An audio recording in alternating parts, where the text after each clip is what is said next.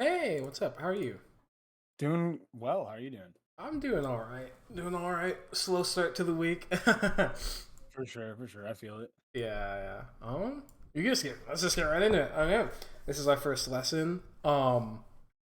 I don't think we've talked before, but I have heard bits and pieces about you from the SoCal Melee scene. Um, Nothing bad, of course. Obviously, just funny anecdotes and all the tomfoolery that happens in SoCal Melee. I heard a Nice. funny thing recently about how when Salami and Henry were playing, Salam was like, Posh, like Smosh, like shut up, and then Henry just could not handle it. He And literally lost the set yeah, after that. yeah, um, Exactly. Yeah. yeah, that's I guess we could get into you. I guess your main, and then I guess what your goals are with lessons, and we could kind of go from there. Yeah, for sure. I mean, first off, thanks again for being willing to take me in. I really appreciate it. Always looking to improve. Yeah. But yeah, just like quick synopsis. I've been playing for like on and off 6 years. This past year, I've been really taking the game like the most seriously I have, just because I'm really driven to. I just want to see how far I could push my skill and try to rise up the ranks to the Mm. best of my ability. Falco main, been a Falco main for about 4 years. Started as Luigi, but that hasn't been past that, thankfully.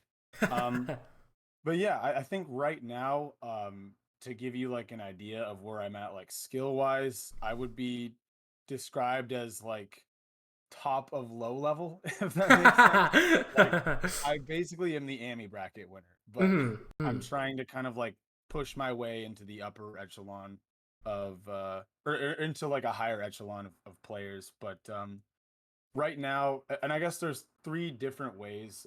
I mean, I don't know. I don't know how you structure these. I'd love to kind of follow your methodology. I have like three different things I think that could be useful. Yeah. Um, Number one, I've been like for the past month, like solely focusing on just like improving at the Sheik matchup, because that's been like that's been one of the most difficult matchups for me historically, and I'm trying to really get good and understand that more fundamentally. So that's one thing. Mm. Um, Earlier this weekend, actually, I was playing some unranked, and I made like a really sad realization about the way I play the game, and I kind of wanted to get some perspective on that. Okay. Just like a really poor unranked Falc or Fox set of matches I was playing. Or also, I mean, there's some sets earlier this week that I played, tournament sets within the Ditto, that I think like I'm not really sure how to bounce back from certain stuff. I don't know. There's probably a lot, but if any of these stick out to you as something that you'd be willing to help with, I'm totally down for whatever. Mm-hmm. I mean, I think all of those are completely valid.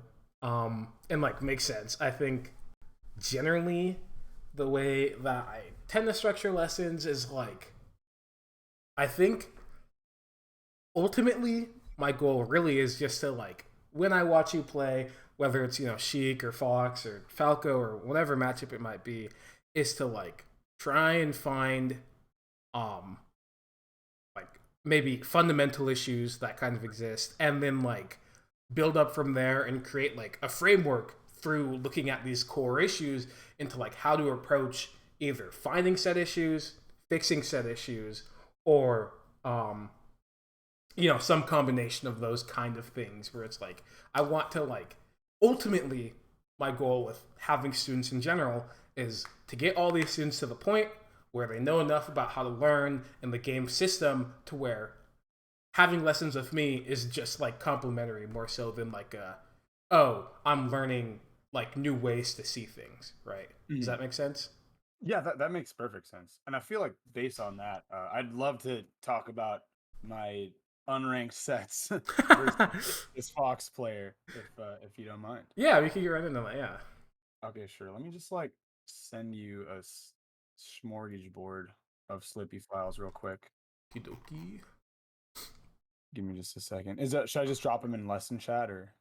Just DM them to me. It'll be easiest that way. Okay, sounds good.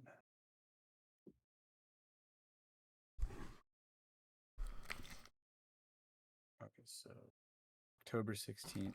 Okay. I don't think we need like that many. I'll just send like three. Yeah, we're probably honestly with first lessons. I rarely tend to get through like an entire match, to be honest. So Okay, yeah. We'll we do don't we don't need all that much. Yeah, no worries. 2 to be on the safe side. Yeah, yeah, yeah. Okay, the DMs. Here we go. All right, they're sending. Cool. I got them. All right. Now tell me about the fox. So this fox, this was a frustrating moment for me because I don't know, I consider myself, at least at my level, proficient against other foxes at my level. Mhm. This fox, I didn't feel like that was that much better than me, but he played incredibly. He just kind of like picked on my pain points in the sense Yeah. that like a lot of platform game, not very much approaching, and I think like I was just in a bad mindset where I was just like, I'm just gonna run at him anyways and just like Mm-hmm. die. But more than anything, he would do these constant spot dodge shines, and then I had like a moment towards the end of the session where I was like, I know this dude is doing this. I know this is going to happen, and like not like the most specific scenarios, but I know this is going to happen sometimes, and I continue to get hit by it, and I don't know why, but I just can't figure Dude, I out. can't stop it. I can't stop it from happening. I Why can't can't I make do it. I this? can't hit him. Yeah. No, I totally Exactly. get Yeah. that. Yeah. One thing that I actually really like that you said is how you mentioned that like the specific spots where it comes up. Um, it's like sure you might not know them all, but one thing that we're probably going to end up seeing is like being able to identify how each of those spots are like uniquely, applicable, and how like maybe reading spot dodge in some of those spots just isn't even possible. Sometimes you Sure. might just have to let them hit it or something, and that's not super relevant as like as like a thing to do, but more so as like the idea that like maybe a part of why you feel like you can't interact with these spots well, or maybe why you see them on the platform and you just kind of like throw yourself at them is because you don't have like a plan going into these spots, right? And that Right. kind of like idea of how to look at the game through, I see these situations, I see each situation, and I have like a very explicit plan for how to play the mix up involved. That is like what we're here to build up. Because, sure, you might lose a mix up or whatever, but if you have a plan in any given situation, you will just inherently be more prepared than the majority of Melee players, right? Mm. And it's like, a good example that I like is one that's pretty like brought down is like when you're getting shield pressured, for example, by a Falco. It's like the situation is the Falco is either gonna do aerial shine, he's gonna do aerial double shine, or he's gonna do like aerial shine grab. And it's like at the end of the day, or maybe like spaced aerial. We could take spaced aerials into account too, just to add some bit of complexity. And there's like spaced aerial move away, or like spaced aerial be aggressive or whatever. And so it's like we've brought down the situation to all of these sets of options that he could pick from. And then if we're gonna, look at it through the idea of having a plan that would apply to it, then it'd be like, okay, well, I have things that I know interact well with each of these various options, right? It's like, oh, if I know he's gonna do aerial shine grab, right? I will simply spot dodge the grab and then shine him. Or like I will shine him on a shield before the grab comes out. Or like if I know he's gonna double shine, then after the double shine he's gonna have to do something, right? And then it's like, okay, well, knowing that he can either wave dash down or like double jump or do an aerial out of the double shine leads into like the plan stuff, right? You already know what the possibilities are. You just have to pick the one that you want to be specifically. Mm. Yeah. Um, I totally understand. Yeah, and that's like this is really like all that we're ultimately that is what we want to do. There will be some stuff along the way, like you might have heard this from like SoCal players, but like the idea of like screen looking or reaction points, where it's like actively making decisions based off what specifically is happening on the screen, is like that's going to be something that leads into it. But ultimately, it'll just be plans, and maybe it'll be a matter of getting to the state where you have the capability to play an interaction out where you have a plan, or um something along those lines, right? But at the end of the day, it will be the core idea of figuring out how to do all those things effectively and specifically. Yeah, I'm totally with that. I think it's true to form that like my game plan against Fox is fractured in the sense that like, oh, if it's like this style of Fox that likes to do this stuff a lot, I'm very comfortable. But if it's like anything that deviates from that, I'm not very comfortable. So I think bringing it back to basics and figuring out like how I should think about Fox in general would be like incredibly helpful. Yeah, I agree. And one thing that I think about like game plans is when I like tend to define game plans, it's like the idea that it is just that like if we're gonna look at like a matchup game plan, it'd be you have an idea of every single general tool that a character typically tend to pick from and how they will like how they will move into spots to be able to pick those decisions, right? And so when I think of a game plan, it's like, okay, well, if I'm going to have a game plan for a character, it will account for every single playstyle because it's simply just a list of the ways that the character can play the game, right? It's like the character can only make so many decisions, and sure, there are archetypes of players associated, with playstyles or whatever. But at the end of the day, they'll all probably end up fitting into the game plan because the character has limitations, and we just want to like have a holistic understanding of how to like deal with those things. Totally, yeah, that makes sense. Yeah. Um. We could just get right into the match. Honestly, that's all I have for my exposition. Oh yeah, I'm with it. Yeah. Cool. Let me open this and then I'll also stream it.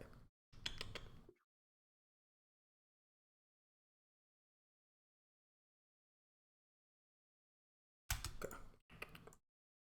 Here and then let me know once you can see the stream.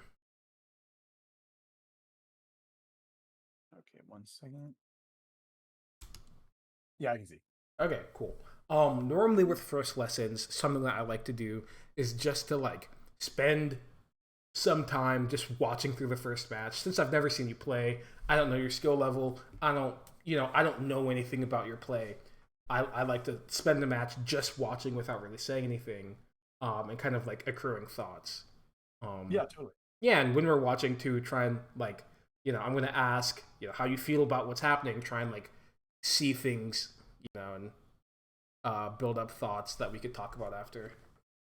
Okay, yeah, sounds good. Nice. I can Insane. see that. Yeah.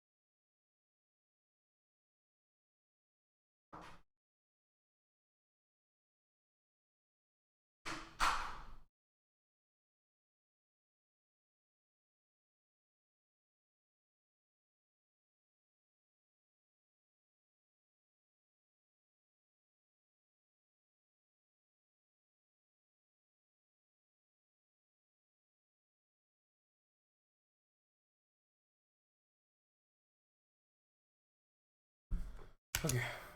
After watching that, do you have any thoughts?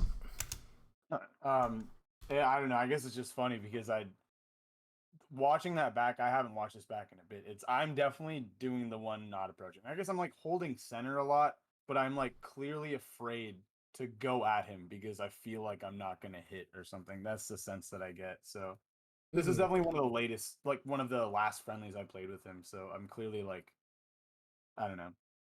I'm not anything super big, but I guess I wish I was more proactive. Mm-hmm. Uh, I agree. I definitely think after watching that, there's a lot of spots where even though throughout the match, I felt like you're generally pretty willing to like laser in place a bunch and kind of play for spacing, where you pretty arbitrarily decide I'm going to do laser approaching aerial in some Mhm. capacity.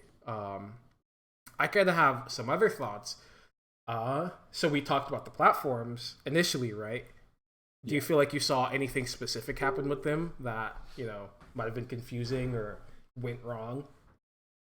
I mean, I noticed moments where he would go to the side plat on like the right side of the stage, and then I just would like back off and not Yeah. do anything and just like laser under platform. Mm. Um, and then there were also moments where I guess I was trying to attack on the platform, and then I would just get spot dodged and then owned. Yeah. Uh, so that was pretty frustrating. But I guess that means that I'm being a little predictable with my timings, I suppose. Hmm. I agree. I think what you said at first about like seeing him go to platform and kind of disengaging is totally fine. When Fox is on platform or almost any character for this like matter, a lot of the time when as the attacker you don't have any like real advantage because they could do things like shield and shield drop that like make you attacking end up being really risky, right? Mhm. One thing that I do have thoughts on about like when you were attacking platform. I don't think attacking platform is inherently bad, but there's one thing that I felt like was really wrong about when you decided to attack on platform. It was that when you did attack the fox on the platform, it didn't feel like you were like even aware of the fact that he could or would go to platform until he had already landed on it.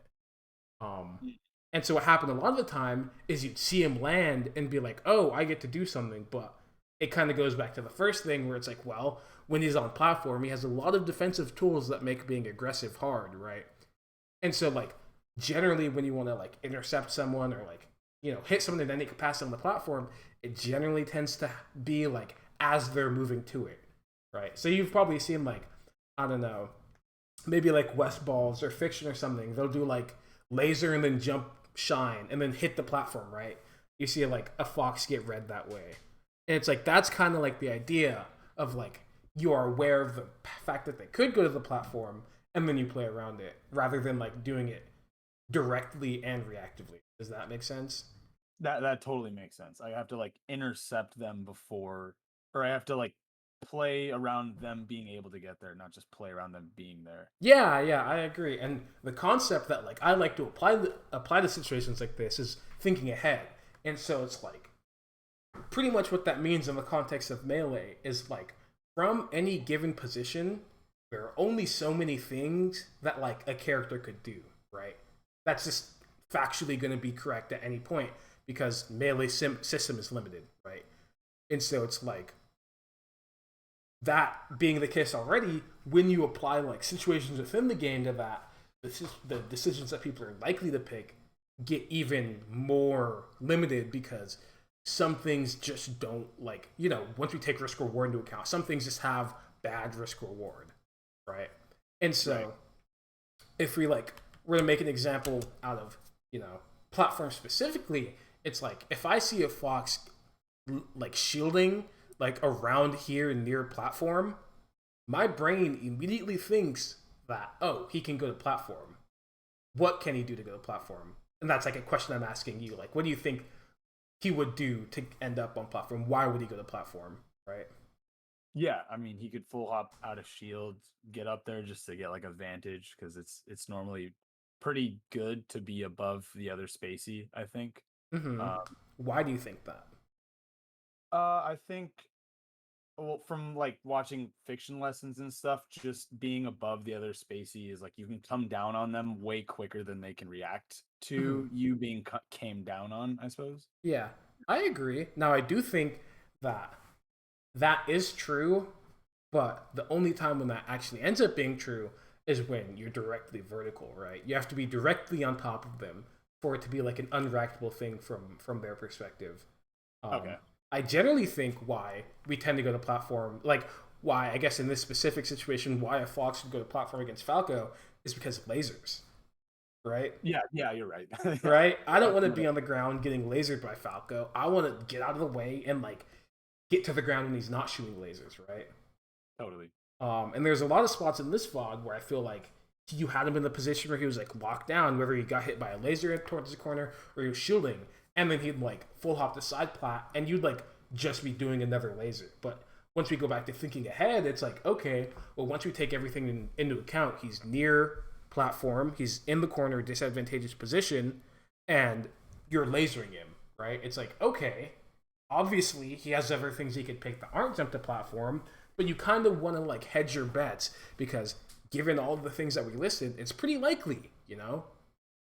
And so like Mhm. those are like that is kind of what thinking ahead is. It's like, okay, I'm aware that these are the things that are likely to happen given all the context that's happening within the match that, you know, this is the thing that I want to look out for within the next interaction or within some period of time, just given the situation, right?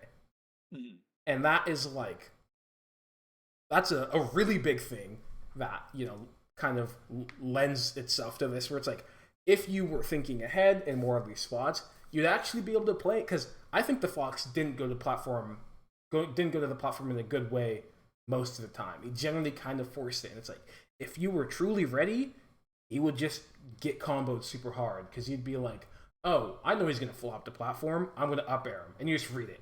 Or it's like I'm gonna jump shine him, right?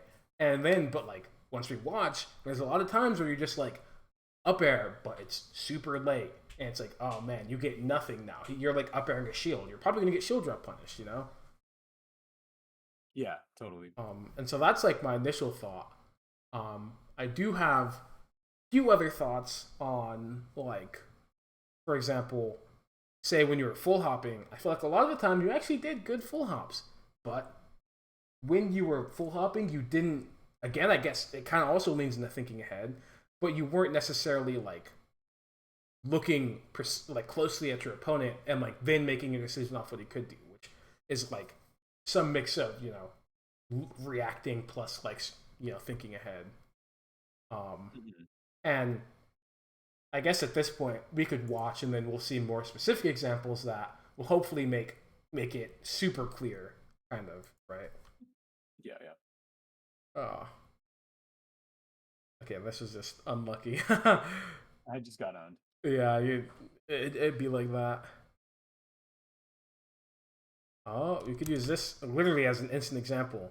You're coming down with invincibility. He just missed a wave shine. It's like, what do you want to do when the person's invincible, right?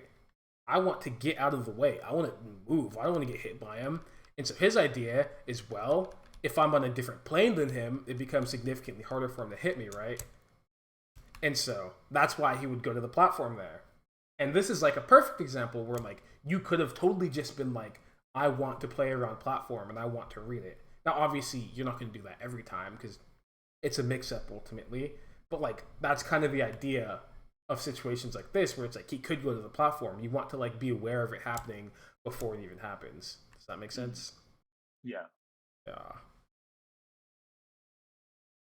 Mm, nice. This was good. You anti-aired him. You saw him do a bad double jump, and you're like, "Well, I just get to hit you." Super good in air. Oh, almost fine. Yeah, and here you kind of do the thing that you're talking about, right? Where you do one laser and then approach, which isn't bad. It is ultimately a mix-up, right? Right. But I think that it would be helpful for us to establish like some things you could do instead.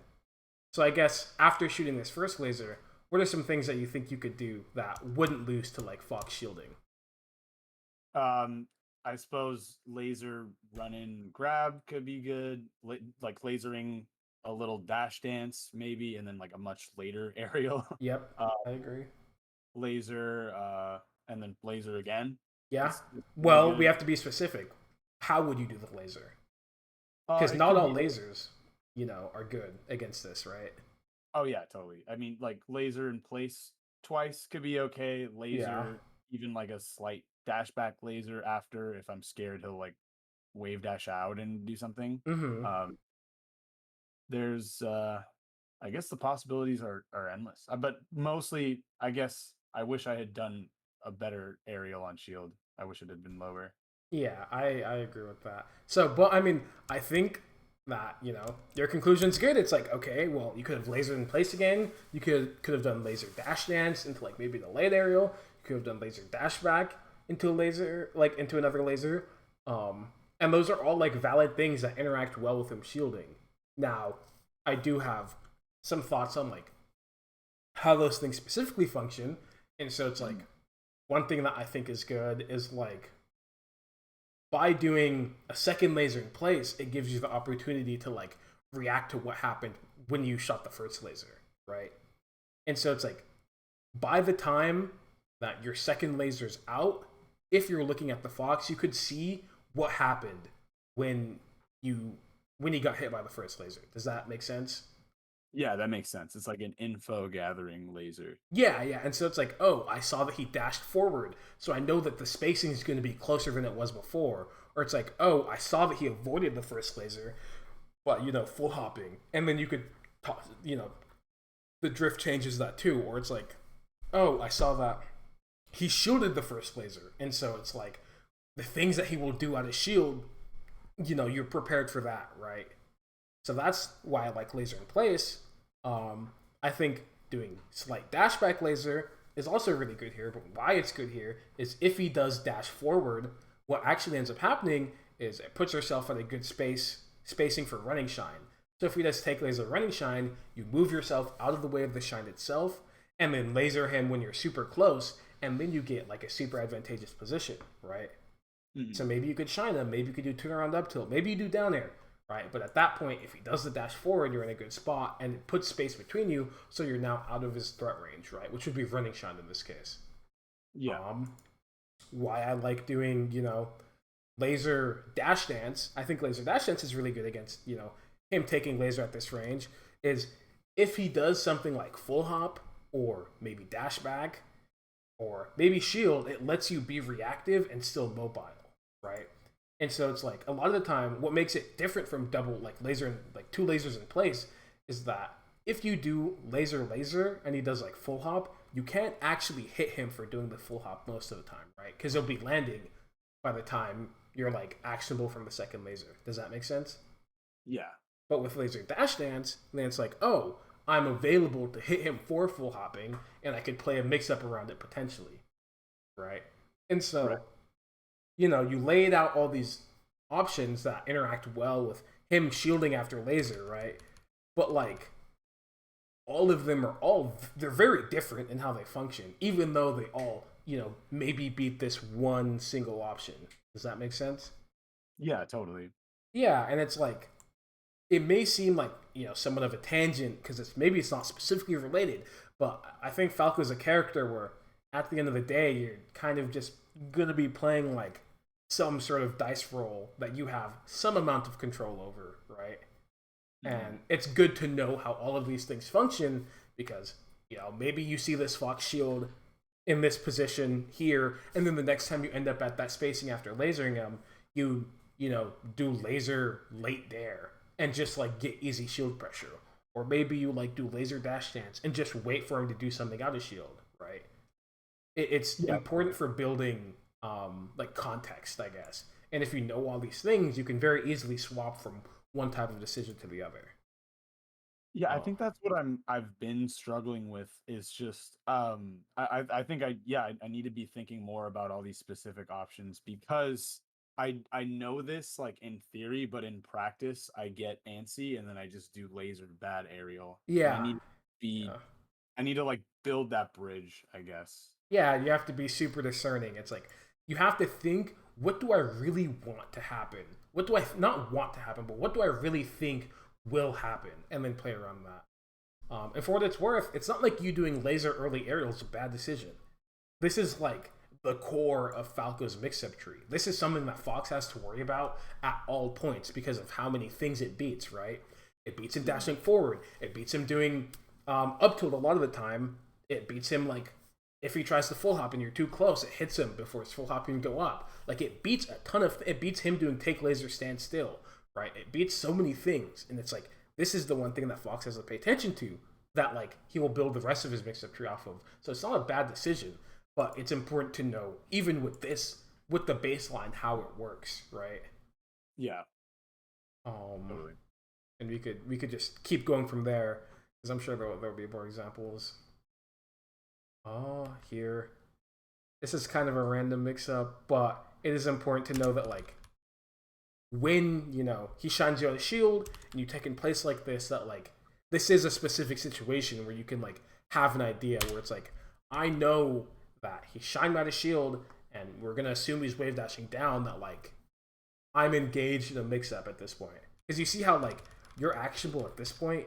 You could do shield, you could do turn around up tilt, you could do forward smash, you could do like dash back, right? And all those things have specific things that they want to beat, right? I guess for the specific Nair, do you have any ideas of like what you could have done to beat this, given your percent, given the spacing, and given the frame advantage? Oh yeah, absolutely. I mean, it's my panic option in like weird scuffle scenarios like these to jump, which is just like not good. You can see me doing that. Mm-hmm. I think if I even just shielded, that would have been totally fine. If I, started to take a page out of his book, maybe spot dodged against the Nair, like spot dodge shine would have Yeah. beaten that. Yep, I Um, agree. I think for a player of my caliber, it's probably too fast for me to do anything else besides maybe like roll, but I don't think that really is like, I mean, maybe roll in is okay. Mm-hmm. Is that, I don't even know if, do I have enough frames to do that? I'm Yep. not sure. Guess what? Your actionable right now and roll is if you're gonna buffer roll, I guess you're invincible on frame. I think 3. And look, 1, 2, 3. Guess what? Right? He doesn't have a move. He couldn't have had a move, right? And so it's like, okay, in this spot you could have rolled too, right? Yeah, so I see that. Maybe like if I, even if I just replaced those bad jump with like buffering roll in, that could have been better. Yeah, and for what it's worth, I don't think the jumps are inherently bad. Because if you look at what they beat, if the Fox starts waiting in this area and he doesn't actually commit immediately, you jumping lets you like move away safely and still be somewhat engaged in some form of mix-up, right? What if you do like, full hop and then like come down with like a laser or something or like a down air, right? I see. I think it's more just that like what you're talking about is I'm not consciously deciding or I'm not making a conscious decision in this moment. My brain just sees the stimuli and goes, mash the Y button. Yeah. Like not good. Yeah, and I agree. I think that's not good. We want every decision you make to be intentional and deliberate. We want both of those things to like be the case. I feel like there's one thing you didn't mention. What's good against Nair at low percent? Oh, crouch cancel. Yep. Yeah. You could just CC, right? So you have shield, spot dodge, roll, CC. And I feel like all those things are pretty good against the snare, right? Mm-hmm. And this is like... Go ahead, yeah, sorry. Oh, yeah. And it's just like, I want like, when you maybe watch in the future, or maybe like, we have more lessons, I want things like this to be like kind of how you approach the game, where it's like, there's this situation that just happens, but I don't know what to do. I want you to like think, what are the things that I could do that like might beat this, right? And maybe you won't have the answers, and that's fine, but you'll like be able to like understand that it's a situation, and as time goes on, build up more answers to that situation. Right. Totally agree. Yeah.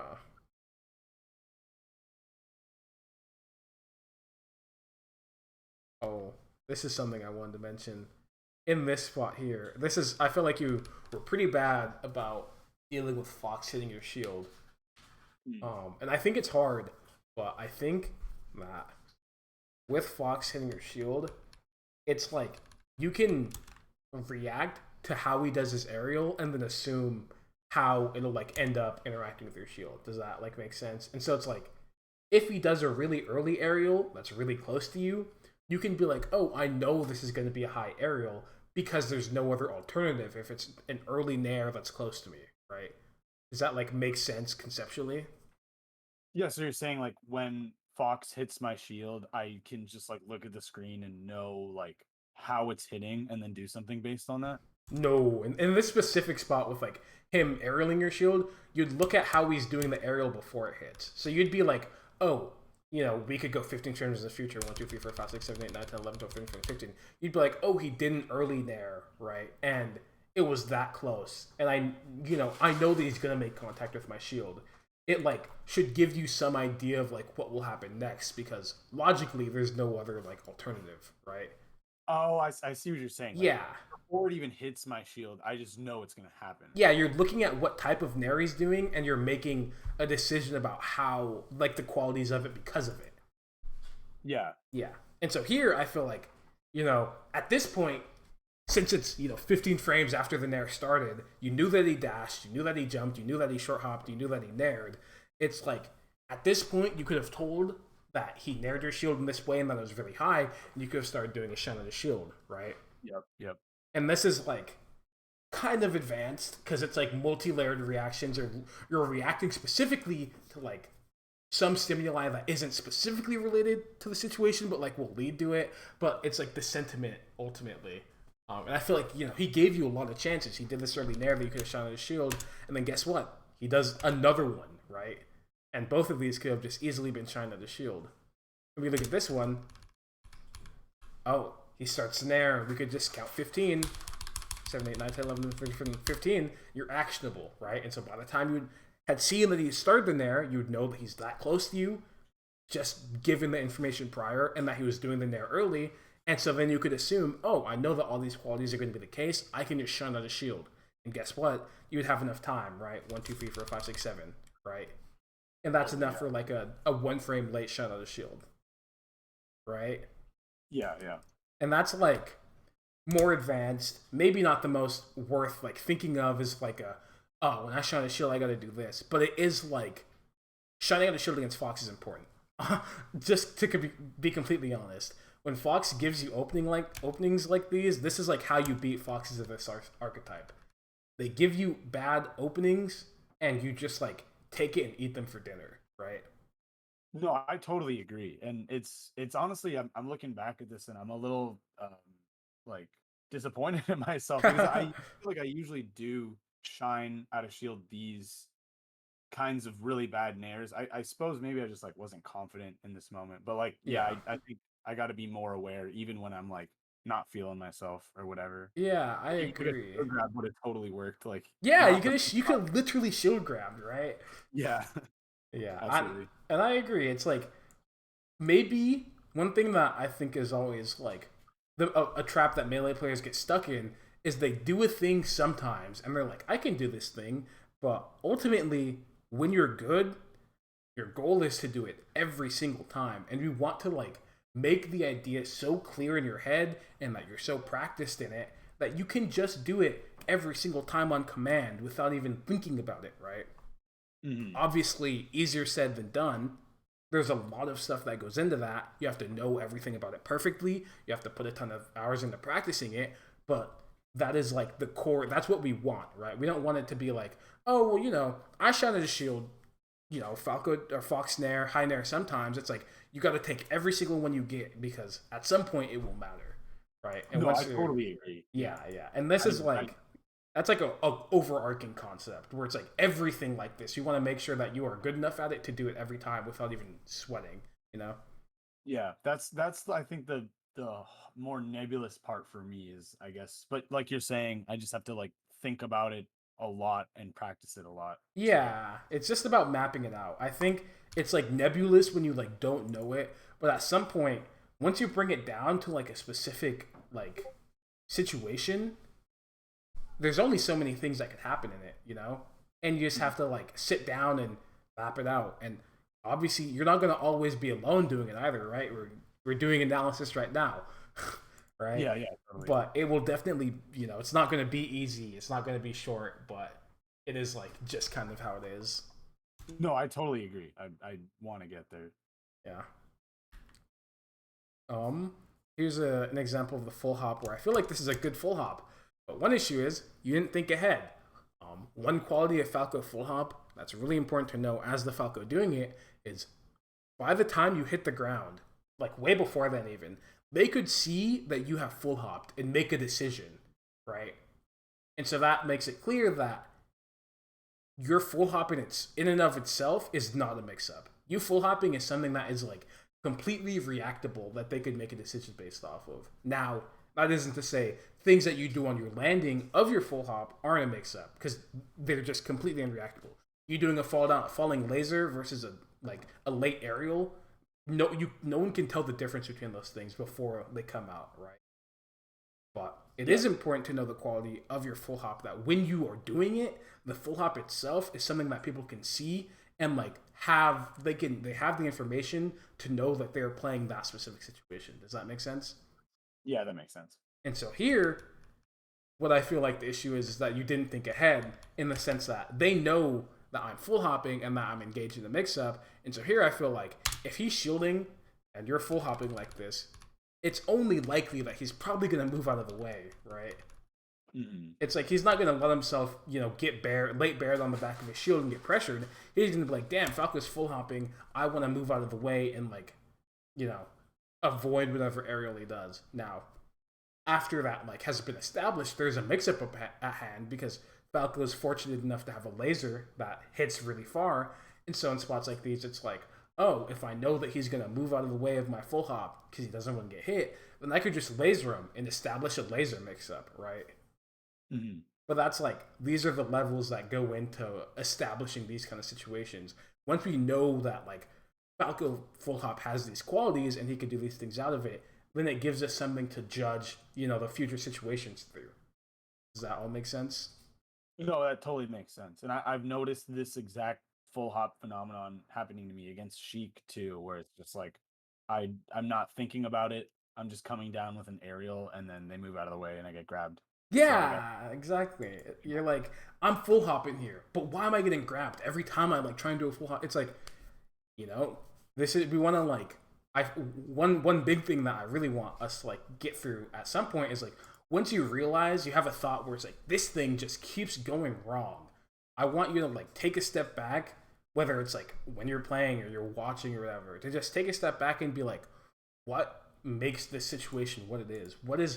Why are they able to move out of the way? What is happening, right? And in this specific situation, it's that Falco full hop all the way up, coming down, even when fast fell, is 30 something frames, I think. It's not super fast, it's reactable, right? And so It's okay, that's the thing that makes this situation, unique. And we want to whenever you find a situation like this where it's I keep just losing this kind of situation, I first want you to find a specific example of it and then work with that example kind of within a vacuum, right? It's once I see the specific situation, I work on it and I learn how this one works. And then, sometimes, you can apply it to an overarching idea, but generally we want to build up small, I guess, steps that will get us to the top of the entirety of Falco full hop or whatever, for an example. Right? Totally, yeah. Yeah. And it's really important to when you have that moment when it's this thing, once you know what the thing is, you just have to do it. You just have to I need to learn the things about this thing and why it's going wrong. What happened? How did I get hit? Why did I get hit? Right? Mm-hmm, mm-hmm. And something I always say, this is kind of rambly, but something I always say about Melee is the hardest part of getting better isn't doing the thing to get better. It's finding what you need to do. It's about picking the thing that is the problem point, right?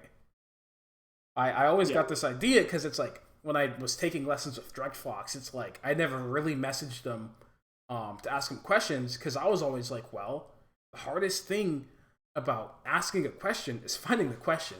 Once I know the question, I'm just going to sit down and figure it out, right?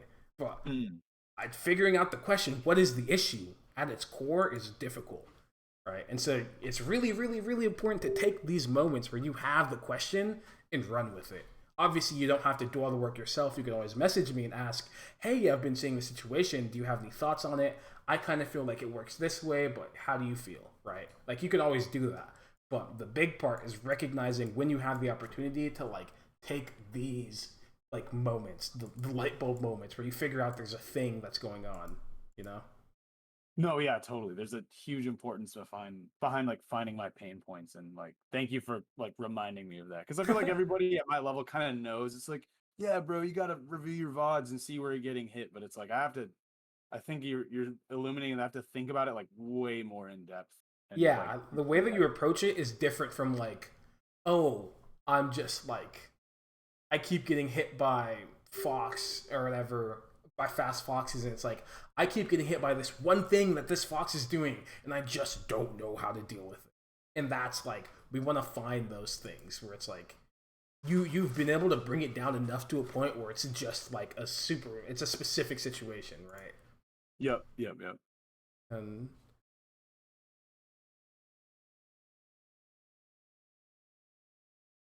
oh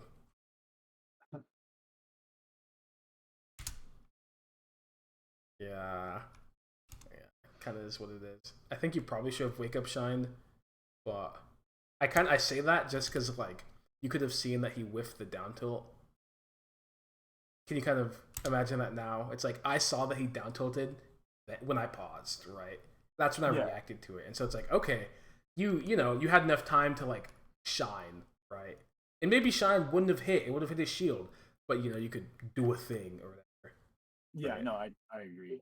I Uh, guess if I'm trying to put myself in the headspace of my brain, I probably thought the down tilt hit, and then was like, oh my god, the down tilt didn't hit. What do I do? And then just like held shield and hoped stuff got yeah, better. that That's not that good. would that makes sense. But I think it's important to realize that like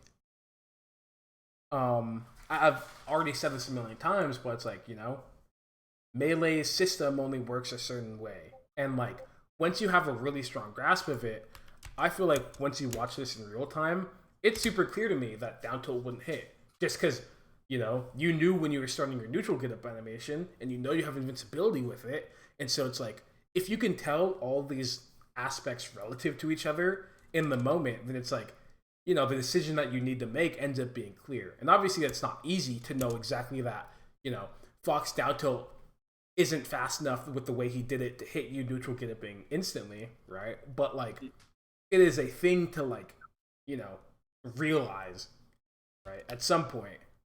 I do think a big tell is that I think seeing that the down tilt whiffed and that you didn't hit it, or at like you shielded at least after it whiffed, I think situations like these that seem awkward should like trigger something in your brain, right? It's like, man, he whiffed a thing and I like played defensive after. What happened? Right? And so it's another time where it's like, oh, I have to take a step back and do all the whole, the whole shebang or whatever. Right. And it isn't about like, specifically honing in on this position of a fox whiffing it down to on your neutral tech as you get up or whatever. But it's like really truly trying to like highlight the idea of like finding times when things so clearly go wrong that it like lights something in your brain. And I want to like highlight all the ways that you could like see these things to like make it easier to pick out like, oh, this is an issue, oh, this is a thing, oh, these are like all actual situations that like have happened, right? Yeah, I totally understand. I hope that it comes with time, because it, it will it will it's not easy. yeah, no, because I feel like when you describe it, it's like it makes sense when it's like broken down this slow for me. But I guess like, and maybe I don't know, maybe I'm just like putting myself down, but I feel like it would be really hard for me to notice quick enough and be like, oh, totally, this is what I've. But I guess, like you said, it comes with like lots of running it through, just like in a vacuum, and then practicing it. Yeah, it's not easy, and I think a lot of the time you honestly won't like even come to these realizations when playing.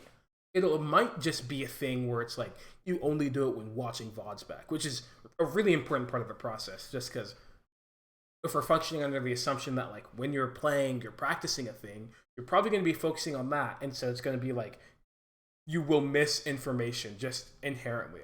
And so like That's where the analysis comes in. Is it lets you have as much time as you need to like find things and then work on said things, right? Mhm.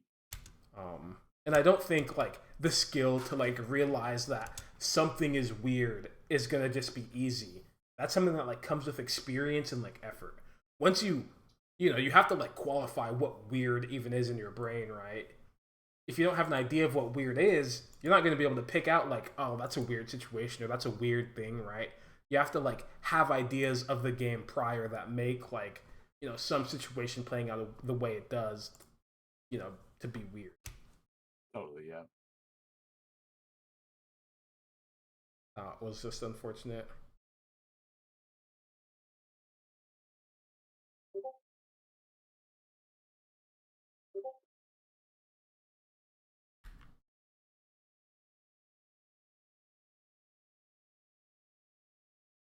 It's fine. Hmm.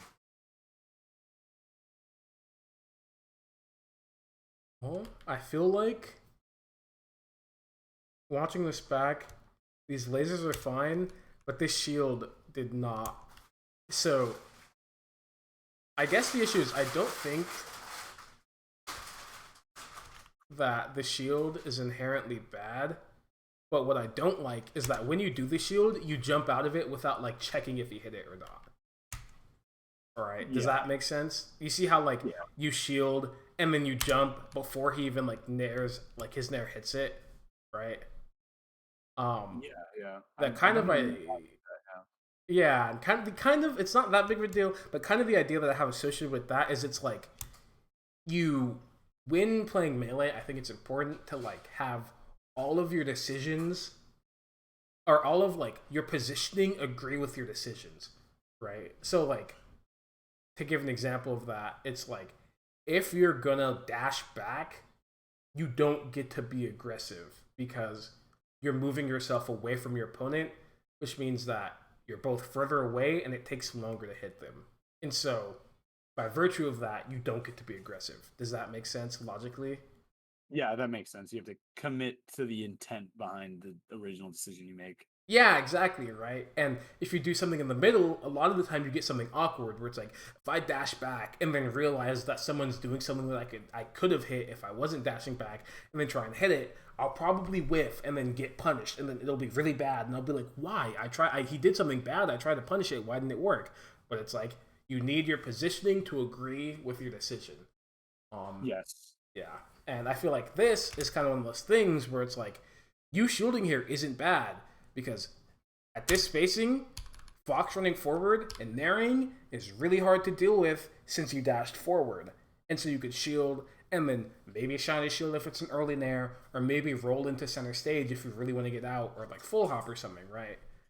But since you let go of shield, if you nared literally one frame like further forward, you'd be getting hit out of your full hop, probably soft nair shined in the corner, and you could just die, right? Yeah, yeah, totally. And so it's like, given the decision you made, or given the way that you positioned initially, the decision that you made afterward didn't align with it, and it like almost just like immediately lost you your stock, Mhm.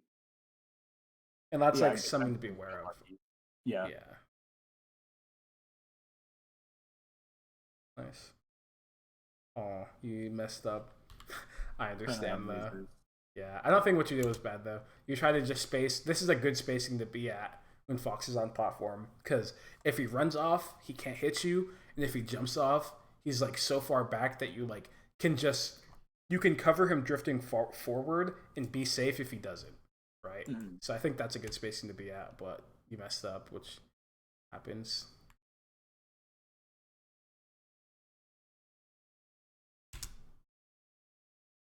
I feel like honestly, after the first laser, there was nothing that really made me want to like jump forward. Why I say that is I see that he did this, and I'm like, okay, I don't know what's gonna happen. I know that he's like, you know, at this point, you could have told that he shielded the laser. It's like, okay, I know he's gonna shield the laser, but like, what happens next? And it's like, The second laser totally makes sense because like, okay, well he could wave dash forward. I don't want that to happen, right? But then, or he could jump to platform, and it's okay if he jumps the platform because his second laser will, you know, he won't be able to hit me for it. But then at that point, if you look at the things that you'd be reading him doing, that wouldn't hit, or wouldn't meaningfully change the position or like make you at threat. It's like, okay, well he goes to platform or he wave dashes forward, which means he gets like hit around here. And it's like, well, there's like, or he'd be like dashing back or full hopping here, and it's like there's only one real alternative that puts him here, and that's like doing like shield laser, wave dash forward dash, and then that would put him here to get hit by this laser. Otherwise, almost every other alternative puts him not here, and so I feel like doing laser approaching aerial doesn't actually really accomplish all that much, right? Does that make sense? Yeah, there's totally no like rhyme or reason behind why it came out of that second laser with an aerial. I agree. Yeah, and I think sometimes doing an aerial after the second laser is good, right? But it's about kind of being specific and thinking about like what are the things that we can do. And I know that this is like we're talking about like the ways that mix-ups could play out entirely, and it's complex. It's not simple. It's not like I learned this thing in 30 seconds. It took me years, right? It's hard, but it is the idea that like I want to establish that like when you make decisions, we want to like have intention behind them, and we want to know exactly what will play out, right? Or exactly how they'll play out, and let that influence how we'll make the decisions we'll make, right? And it goes back to what I was saying initially, right? Where it's like, you have to know what's going to happen if you want to make the most relevant decision. And that's kind of an example of that. Right. It just kind of is how it is. Sometimes the nair hits and it's lit, but most of the time it doesn't. Yeah, I don't think it was particularly good. Yeah. I mean, maybe he cashed in, but at this point, I'm just like scared of random stuff. Not really like being intentional. Yeah, it's like you're scared of getting hit, but it's like, of what specifically, right? What is going to hit you that's scary? And it's like, well, him doing empty land dash forward nair could hit you, and this nair is good against that, right? But it's pretty much the only thing it actually hits. Mm-hmm. And so I feel like after seeing this, one thing that I like to highlight a lot is frame advantage. What are the like learning how to judge the frame advantage between you and your opponent is super important. And so after seeing this, once I knew that you got shined in the air and he did shine double jump, I knew that you're going to be at shine advantage or frame advantage. I just knew it. Regardless, I could see this, and it doesn't matter what. If I know that he's double jumping out of the shine and you're taking in place, you're just going to be at frame advantage. That's just how it is, right? And so then the way that I'd play the situation would be like, well, since I'm at frame advantage, I know that I can always safely move out of the way. So I could maybe play around him being aggressive in a safer way. Maybe I CC. Maybe I do dash back, backflip, and then like do a late bear. Maybe I like turn around up tilt, right? You have more time to do things you want to do. And given that, the frame advantage is the way it is, and that for Fox's perspective, being aggressive there doesn't seem that good because Falco has more time to do a thing than you, but he generally tend to be defensive, right? And so then it's like, oh, once we take that into account, how Fox feels like what his, part of the situation is, he'd probably pick something defensive because he can't hit you directly without being like it being a larger read. And so given, he's probably going to pick something defensive, and then that would change the way that you play around it, right? And it's like, there's like, the way that what happens in the situation obviously has an impact for both of you, and the way that you both like perceive it or will like change the way that ultimately ends up being played. So you have more frame advantage than him, and since you have that, you're going to be able to play defense better, right? But you're too far to hit him directly, and so given all that information, Fox is going to be defensive because you can't hit him directly, and you can't be aggressive safely. So he's going to pick something defensive. And then that's where you're like, oh, I know Fox will generally tend to pick a defensive option. And then I'm going to, play around that. Right? Yeah. And it leans back into thinking ahead, too, where it's like, that since these things are the case, the situation will tend to play out in a specific way, and you can now engage in it more proactively than you could before. Mhm. Um, we didn't really get all that far into this match, to be completely honest. But do you have any thoughts on like any of the things we talked about, all the concepts? Are there things that like aren't making sense, or like are things making sense, or like what are like the lapses? I guess.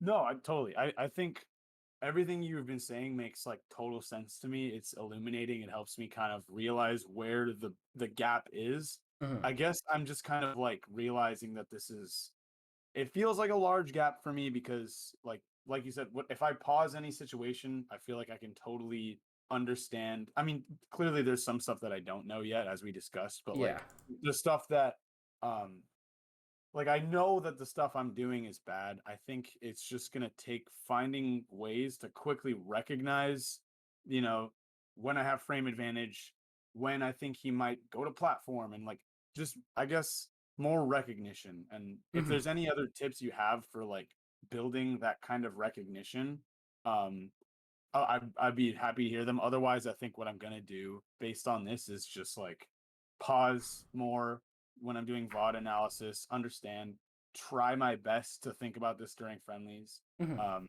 I mean, I know it takes time; it's not gonna happen overnight. But anything to kind of like speed that process because I know that this is the main thing that I need is like this kind of like intentionality behind my moves and recognition of like when I need to make certain decisions, right? Yeah.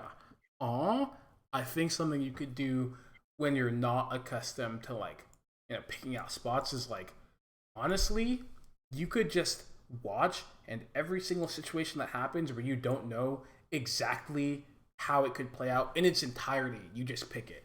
You could see a fox nair you out of a laser and be like, well, I don't know exactly how to beat that in all the ways you could do it, and just sit down and look at it. Because at the end of the day, right now, we're really in like the phase of like accruing general knowledge. We want you to like have a basis for your mix ups. We want you to know like the things you can do and why you do them. And then we get to other things based off of that, right? And so I think right now, honestly, just like being very unscrutinizing in how you pick, just like pick decisions willy nilly and just go through them, and like try and figure out how to beat certain things or what things characters could do will be like a good um, way to like kind of start moving forward quickly because it's just like I know actually finding what the correct I guess or like what like an issue is difficult, but like the more that you just kind of run it, the more you'll experience, and the more you'll experience, the more that you'll have like a concept of melee. Totally. And I apologize if it makes it sound like I would want to speed run and get like as good as fast as like I know this is a process that takes a lot of time. I guess I want to be confident that I know that what I'm doing is like lending itself to playing more intentionally, playing with more recognition. So I guess your sort of theory is that like if I sit down and like accrue this general knowledge, like pick out situations, do a lot of like questioning of like what I should and shouldn't do, that Mm-hmm. the application of that general knowledge will just like come with time Mm-hmm. or like what's does that kind of make Um, I think doing a mixture of like watching and like figuring out how situations works, plus like solo practicing the situations where it's like I'm gonna practice beating Fox doing this kind of nair in this way will like help kind of expedite it because yeah, like slippy yeah, replays or like using the slippy replay stuff, yeah. Or like okay. when you play, look for the one thing and then try and beat it in a specific way. That's like really where all the value comes from. That's kind of just like the whole cycle ultimately that you'll just do forever. That's kind of Yeah, just the melee cycle. Um, totally. Yeah, but no, I mean, I think beyond that, everything makes sense. I super appreciate this. I feel like I have like a ton of stuff I can immediately do to start like getting this general knowledge and mhm. yeah, thank you so much. Yeah, and if you have questions, I know I mentioned it earlier, but literally, if you have questions in any capacity, you could always just message me one thing that Sammy says that I like is sure that you can come to like a good conclusion on a question that you thought up, but I probably already have the answer. And why not save yourself like a few days or a few hours of effort and time, right? Yeah, no, for sure. I will definitely be reaching out to you if and when I have like questions on specific situations. So thank you again for offering that. It's just like this is super helpful. I'm so glad I did this. Yeah, that sounds good. I'm glad I helped.